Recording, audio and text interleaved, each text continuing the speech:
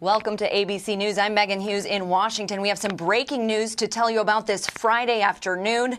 Secretary of Health and Human Services Tom Price has offered his resignation, and President Donald Trump has accepted that resignation.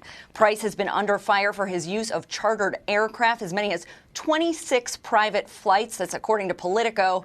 And President Trump has said he is not happy about it. Now, joining us to talk about all of this, we've got Alex Malin at the White House and Catherine Falders traveling with the president in Bedminster, New Jersey. Thank you guys for being with us.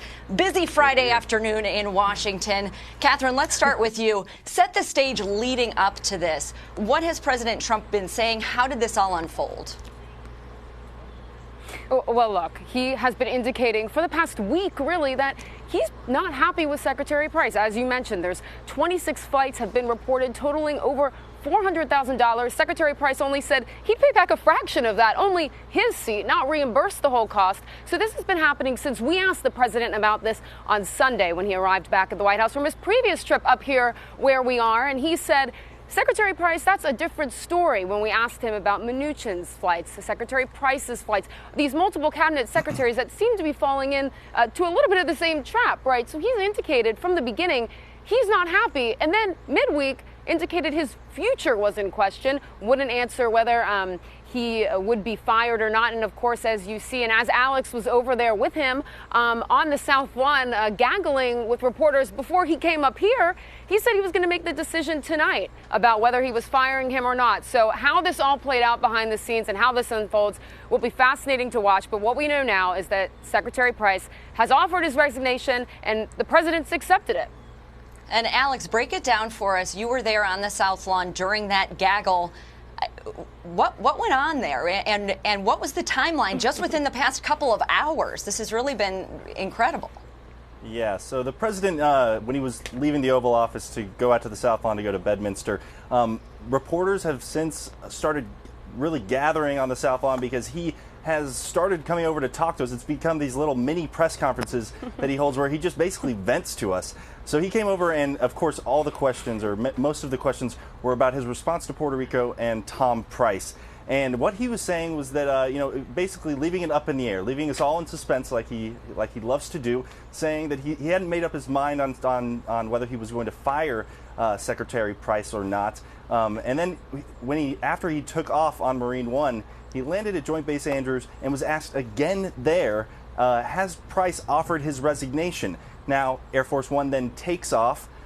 It lands in New Jersey, and then 6 minutes later, we learn that the White House has sent out a release saying that Price offered his resignation, quote unquote, earlier today, and the president had accepted it. Now, we've asked the White House if they can clear up this timeline at all, but it leaves a lot of questions up in the air. Was the president just trying to leave us in suspense on purpose, or was this something that happened, within a 6-minute window? Right when he landed, yes, right when he landed in New Jersey. So a lot more questions to be answered on that.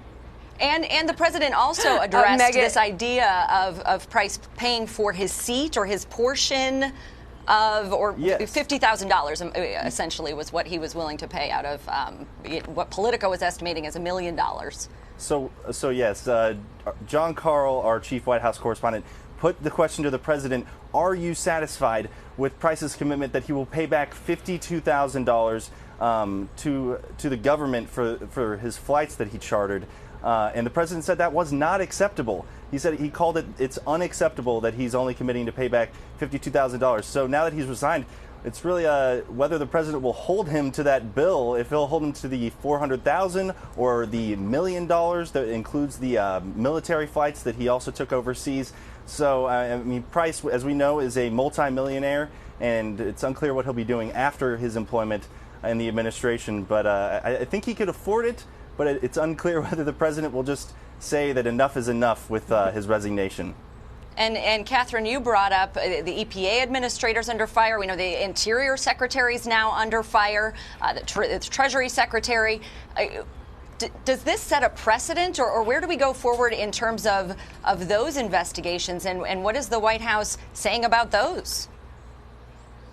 Look, it's a good question. What precedent does this set, where you have the other cabinet secretaries who are coming under scrutiny for this. The Washington Post reported a similar thing with VA Secretary Shulkin's travel today. So the list really is growing here, but the president hasn't indicated that he's frustrated with other members of his cabinet. It really only has been Secretary Price. And you break it down and you think about, okay, why is he frustrated and why was he angry with Secretary Price? Of course, you could talk about the travel and the estimated over $1 million. But at the same time, you have to remember, health care is failing. And Price is behind that. And you also remember in July, the president jokingly said, you know, if he doesn't get this done, pointing to Secretary Price and talking about health care, then he's fired. You know, so you look at all the circumstances surrounding that, and it's hard to imagine that some of those didn't quite play a role there in this firing. But we asked him on Sunday, again, about Mnuchin, Treasury Secretary Steve Mnuchin. We've been reporting that during that press conference in Charlottesville, or at Trump Tower, on his comments in Charlottesville, Steve Mnuchin was next to him, and he flew from New York to D.C. on a plane that cost taxpayers $25,000. And we asked the president about that on Sunday, and he didn't seem to really mind that one. He said, oh, you have to check your records and make sure that he did take that flight, even though the Treasury Secretary had indeed confirmed that. But he really was just hammering Price. And the bigger picture here, and what Alex was bringing up kind of about the timeline, when he offered his resignation, what the White House is saying. I've asked the Department of Health and Human Services for that discrepancy, given that they said it was earlier today, and at 3:50 p.m. the president said that he hadn't offered his resignation yet. So we're still reporting out those behind-the-scenes details. But if you look at this administration really as a whole, one of our colleagues, John Parkinson, points this out. Tom Price becomes the 13th resignation from the Trump White House. And in terms of people who he's terminated or fired, that's 7 people. So we don't really have a great of a track record here. So we're talking about what precedent does this set. This White House and the departments are going to have to be forced to respond to that question, to respond to Mnuchin and Pruitt and the growing number of these cabinet officials. And that question is obviously something we'll be posing to them throughout the weekend and into next week.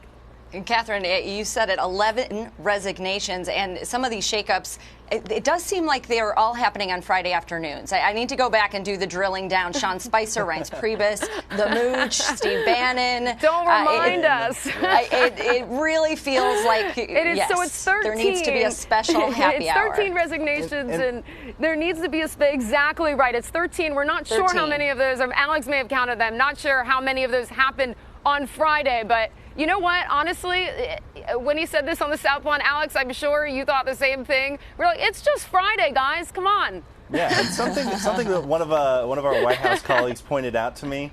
He said that it's really a death knell for any cabinet secretary or any associate of the president if the president calls you a good man. If you ask the president, are you going to fire any individual, and he says, oh, he's a fine man, he's a good man. Right when he was on the South Lawn, he was asked about Price. He said, he's a fine man. So I basically never want to be called a fine man by the president. And Catherine and Alex, just final thoughts on the fallout looking forward here. We bring this up as a joke as to how common this has become. But what does this mean for the administration? What does this mean for Health and Human Services around the country? What should we be looking for in the week ahead, in the months ahead? It's a crucial agency right now. I mean, obviously you have all of the problems that already exist with Obamacare, not to mention that they are trying to repeal and replace it. And the president has said that he'll revisit repeal and replace in a couple months. But I mean, you see these state exchanges that are actually struggling, and not to mention that Obamacare enrollment is actually open, and you have the administration basically publicly undermining a health care plan that is accessible to Americans. But it's really unclear what the future of that plan is going to be. And so I think it's really on shaky ground. And so, I mean, we have not heard yet any potential contenders for the position. You have an acting HHS secretary. And, I mean, if you look at what's happened with the Department of Homeland Security, they've actually been able to function with an acting DHS secretary, Elaine Duke. And the president, even today on the South Lawn, said that, he'll wait another month until he puts somebody forward for that job. So it's unclear how much stock they put in the people that are at the very top of these agencies.